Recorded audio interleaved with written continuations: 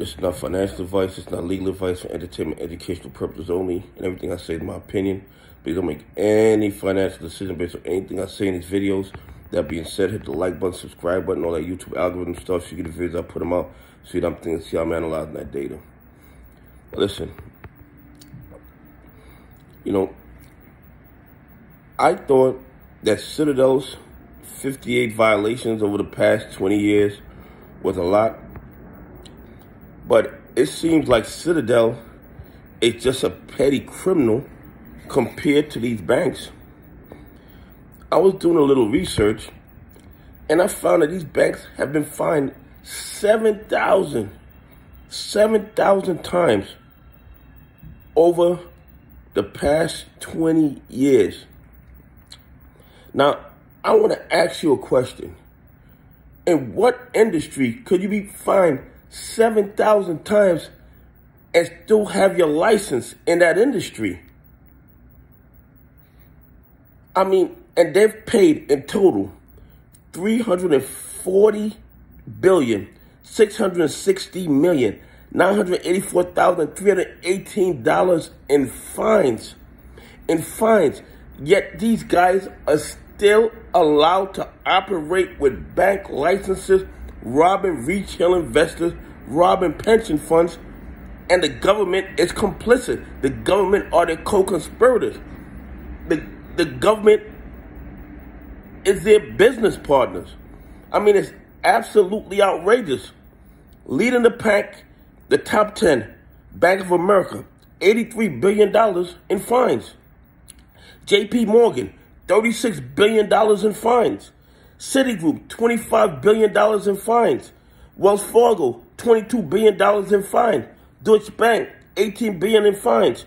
UBS, $16 billion in fines. And the list goes on.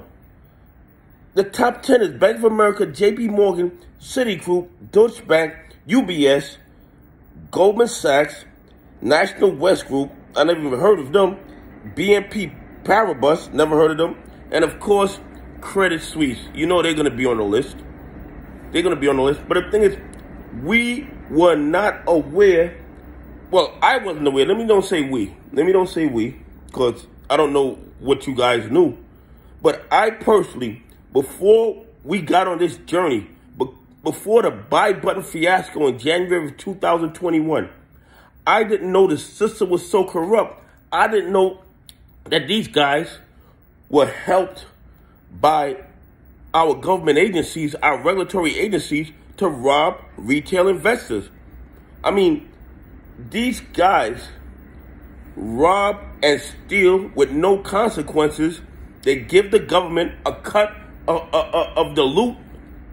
They give the government a cut of their loot, and they just continue robbing retail investors. It's absolutely crazy. It's like me and some buddies robbed a bank, and then when the police catch us, they take a cut of the robbery money and let us keep the rest and let us go. And the bank don't ever get their money back. And this is what the banks are doing. You know what they say? They say, give a guy a gun, he'll rob a bank. Give a guy a bank, he'll rob the world. Yo, this is absolutely true.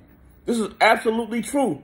It's absolutely outrageous that these guys could have $340 billion in fines and still have banking charters and are still able to rob retail investor pension funds every day with no consequences. It's absolutely outrageous, and they try to hide this, but because we have a 5 to 6 million strong army, all of the corruption is being revealed. It's being revealed. It's absolutely outrageous. Anyway, hit the like button, subscribe button, all that YouTube algorithm stuff, and tell me what you think about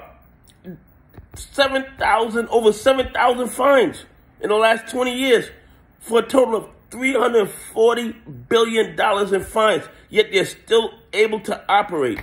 Anyway, have a great day. God bless, and I appreciate y'all on this journey with me.